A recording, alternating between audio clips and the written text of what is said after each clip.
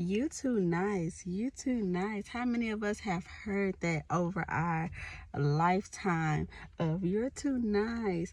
And how many of us has allowed that to shape who we are? I remember hearing that so many times growing up, so many times throughout my life. And at one point, I allowed it to shape and to mold me into a person that who I wasn't meant to be. I wasn't meant to be anything else than who I was created to be. But those words, if you really pay attention, is a seed that has either been planted and trying to take root and grow weed so that it may bear the fruit of anything opposite of being nice, or is a seed that's trying to take root in creating you to be somebody who you're not. I was created to be nice, and in my understanding in who I was created to be, I understood that it's not necessarily about being nice. It's about standing on the principles and standing on the commands and the marching orders that I have been given to let my gentleness be evident to all. And if you look out in this world, and if you look into the lives of the people who are quick to say you're too nice, you don't see gentleness. You don't see letting your gentleness be evidence to all. The word says, let your gentleness be evident to all, because the Lord is near. If I know that the Lord is near and he has commanded me to be gentle, that means I'm going to have some patience. That means I'm going to have to tolerate some things that I'm not normally used to tolerating. That means I have to do things differently. And these people who it says, let gentleness be evident to all, everybody, not just at my church, not just in my living room, not just when I'm at work, to all. Let my gentleness be evident to my kids. Let my gentleness be evident to my loved ones, the ones next to me. And if he find me, if he come, the word says that he's near. If he's near, that means at any moment he can come and tap me on the shoulder. What you doing? When I told you, when I have commanded you to let your gentleness be evident to all. It wasn't a suggestion. That's who you were created to be. And like I said, if you look into the lives of the ones who are making that statement, they're not living answering to, they answer to their feelings.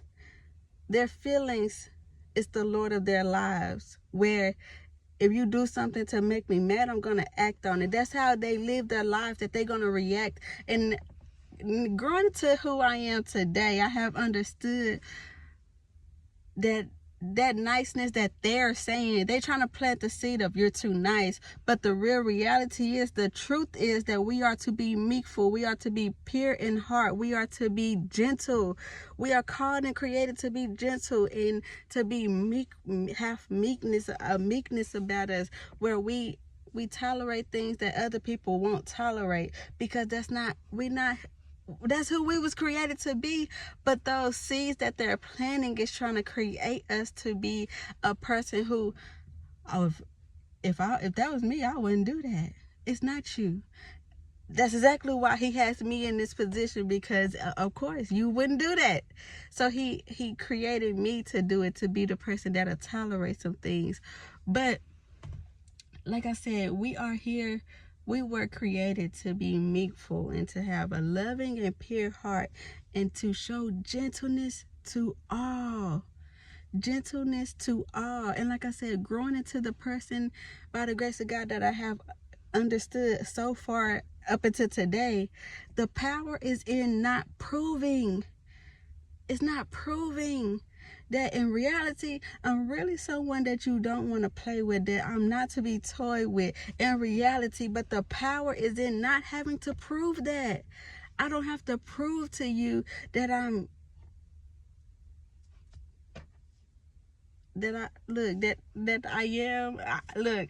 don't have to prove nothing. That's the power. The power is not proving nothing. Some people have to prove that they not nice. Some people have to prove that they not to be toyed with. But the real power is in not having to prove. You know that you're not the one, But the power is in not having to prove it to nobody else, and even to yourself, not having to prove that, oh, you could be big and bad. You don't have to prove that. The power is in not having to prove at any given time. Even if the opportunity present itself, you know that you have the power. In the Bible, when Jesus went to a town, John and somebody else, they were like, should we call down the angels to send fire on their land? And Jesus was like, no. If I wanted to, I could send 12 legions of angels. If he wanted to. That's the thing. If we want to, we could prove to you that I'm not the one. But we don't have to. We don't have to prove it to nobody, not even ourselves. You have to stand on what you know. If you know that you are a woman, a person who stands on the principle of love, that stands on the principle of letting your gentleness be evident to all, let that be your guide. Let that be how you interact in this world. Because everybody else, you see how everybody else act off of emotions. Everybody else act off of they let their feelings drive their actions, and we don't do that over here. We practicing not letting our feelings drive our actions. So say for instance, if I'm in a situation or circumstance where now I have to prove to you that I'm not nice, but you're testing me, but let me prove to them that I'm not the one to be played with. No, you don't have to do that. I'm going to let you have it. And a lot of people not willing to let people have it. And if you really pay attention, it's the total opposite of what the Lord tells us in the Bible. He says, blessed are the pure in heart. Blessed are the meek. Blessed are the ones who, when you are persecuted because of me, like, people going to talk about you. People going to do whatever, but you're blessed. Because you're not giving in to your emotions. Yes, we have emotions. Yes, we want to turn up and show you, like, yeah, you thought you were bad, but you really met a bad one. But it's just like, I can't act on that. I can't show you how I feel. I can't act on my feelings. My feelings want to go off on you. My feelings want to prove to you that I'm not the one. And if you look at like the safari animals documentaries, a lioness don't have to prove that she's not to be played with. As she's walking through the jungle, they already know. As she's walking through the safari, they already know that she's not to be played with. And for the most part, she be chilling, cool, calm, and collected, minding her business.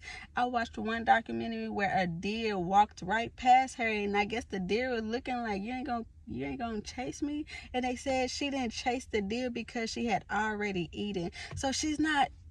I don't have to prove to you that I come get you just because. No, when I'm hungry, I'm gonna come. I do what I need to do when I need to eat. But for the most part, she like, going on about your business. I already ate. I'm full. Catch me tomorrow when I'm starving, then I'll show you.